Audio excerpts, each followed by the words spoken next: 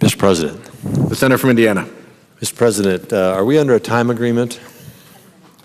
The senator has 10 minutes. Thank you, Mr. President. For several months now, I have been on the floor speaking, urging both Republicans and Democrats to listen to Americans and take this unique opportunity that we have before us to do what is right for our country's future.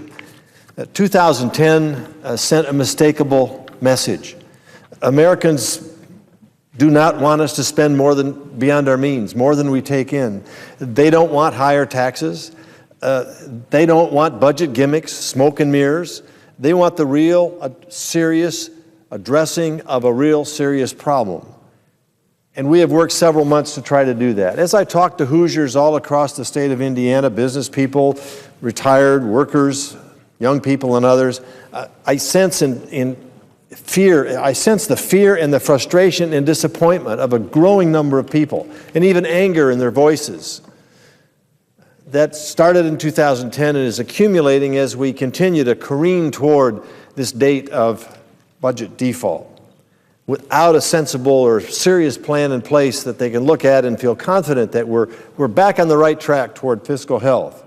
American families are scared. They're scared and they're frustrated, and I think rightfully so. They're worried about paying next month's bills.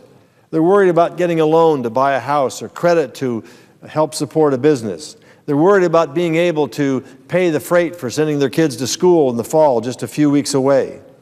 Our seniors are scared. Throughout this debate, they've been used over and over again as a political football for scare tactics. My phones are ringing off the hook with seniors basically saying, we've been told that you're going to take away all of our benefits, when that is absolutely not true. We're trying to save those benefits. We're trying to take the reasonable measures necessary so that those benefits for Social Security and Medicare are there for the future as seniors age and need that support.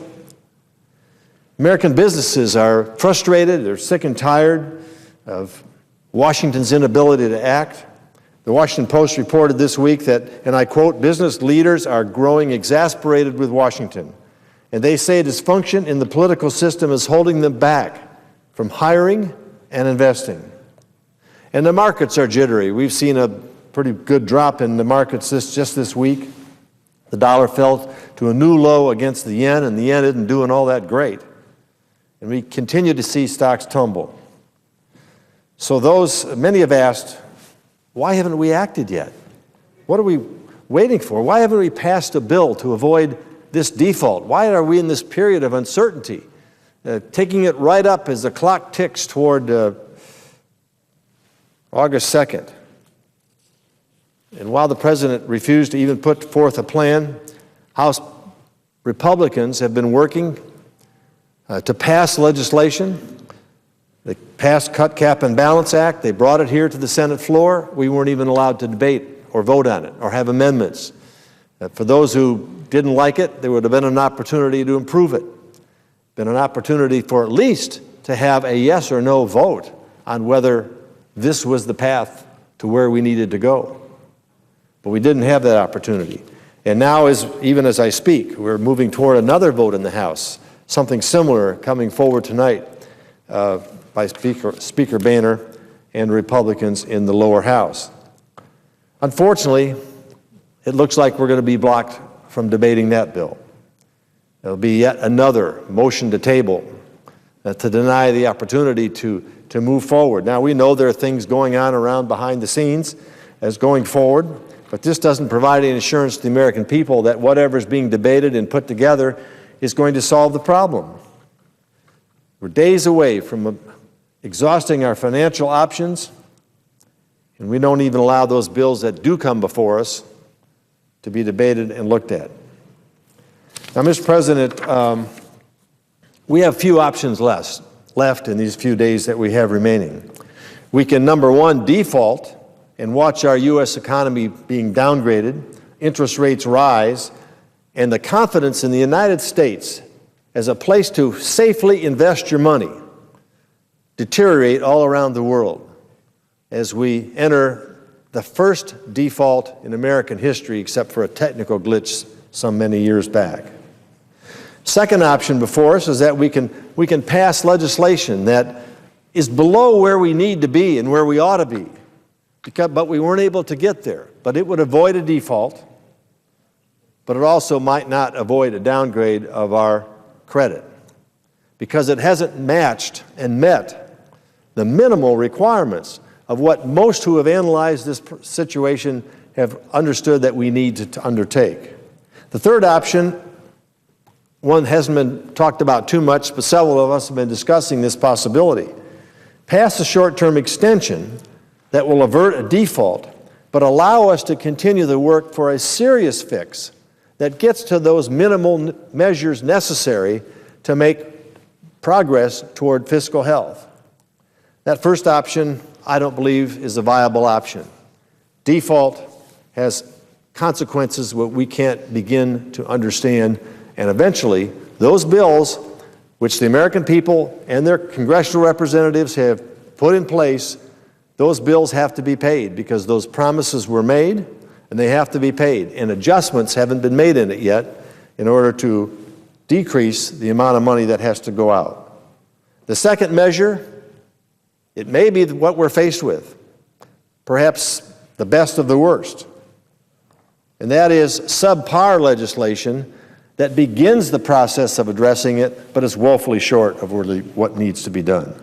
The third option, the short-term extension, is a way that we can avoid the default, and we can achieve cuts for the amount of necessary borrowing authority to get us through this period of time, whether it's 2 weeks or 4 weeks or 8 weeks.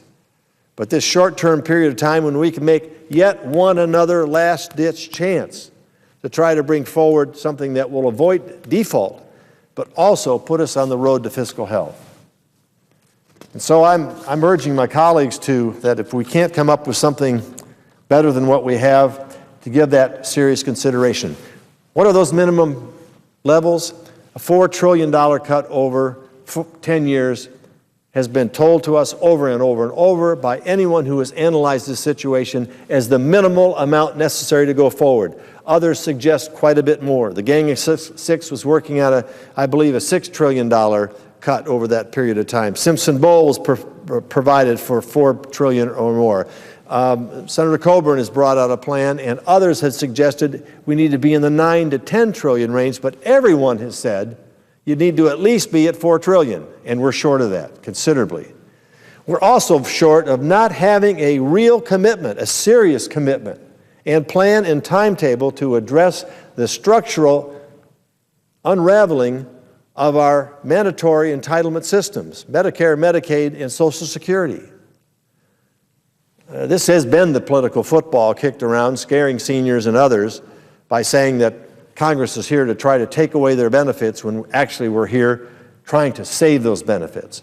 But without structural changes in those programs, it is driving this deficit to a point which will be unsustainable in terms of providing benefits for those who need them.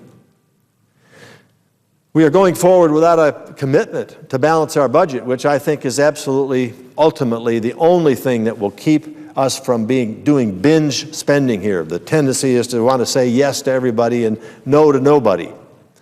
And we need something that'll force us to be faithful to the Constitution of the United States, to have a balanced budget and not spend more than we take in.